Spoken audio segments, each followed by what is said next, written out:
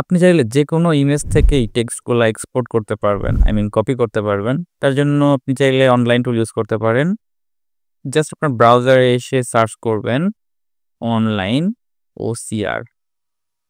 তো সার্চ করলেই ১ম এ দেখতে পাবেন onlineocr.net এই ওয়েবসাইটটা চলে আসবে। এই ওয়েবসাইটে চলে আসবেন। এখানে আসলে দেখবেন এখানে কিছু অ্যাড শো করতে পারে যদি আপনার অ্যাড ব্লকার ইনস্টল করা না থাকে। আর অ্যাড ব্লকার ইনস্টল করা থাকলে এরকম ৩ একটা ইন্টারফেস দেখতে পাবেন।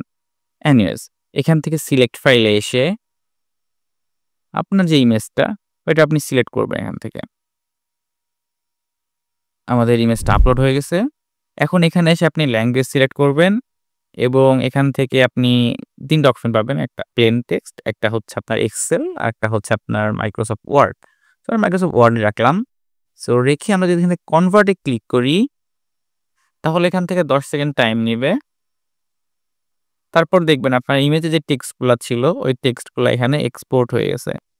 এখন চাইলে আপনি এখান থেকে টেক্সট কপি করে ইউজ করতে পারেন অথবা আপনি যদি MS ওয়ার্ড এর ফরম্যাটেই চান তাহলে এখান থেকে এই ফাইলটা ডাউনলোড করে নিবেন।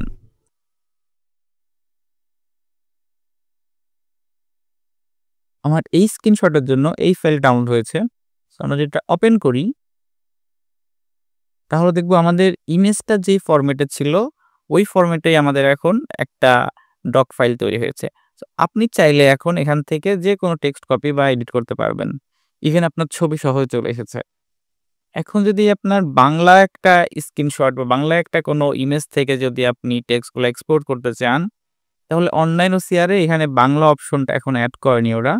সেক্ষেত্রে আপনাকে আরেকটা ওয়েবসাইটে যেতে হবে।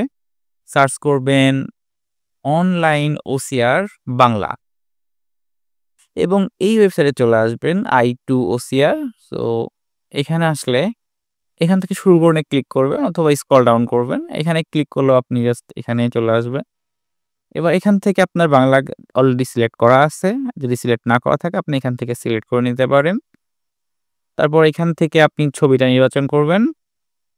আমার এই ছবিটা আমি সিলেক্ট করলাম। এখানে দেখবেন লোড হওয়ার পরে আপনার ছবিটা দেখাবে। এটা দিয়ে আপনি রোটেট করতে পারবেন ছবিটা অ্যালাইনমেন্ট ফিক্স করার জন্য। যেহেতু আমার এখন অ্যালাইনমেন্ট একদম ফিক্স আছে সো আমি এখানে কিছু করছি না। জাস্ট এখানে ক্লিক করে দিব। এবার আপনি যে রোবট নন তার একটা প্রমাণ দিতে হবে। এখন দেখতে পাচ্ছেন আপনার ডান দিকে যে ইমেজটা আছে যেটা আপনি আপলোড করেছিলেন সেইটার টেক্সটগুলা বাঁদিকে এক্সপোর্ট হয়ে গেছে। আপনি এখন চাইলে এখান থেকে কপি করে যেকোনোভাবে ব্যবহার করতে পারেন। আপনি যদি অনলাইন টুল ইউজ করতে না চান, আপনার উইন্ডোজের মধ্যেই ইমেজ থেকে টেক্সট এক্সপোর্ট করার জন্য অপশন আছে। সেটা দেখতে চাইলে আমার এই ভিডিওটা দেখতে পারেন।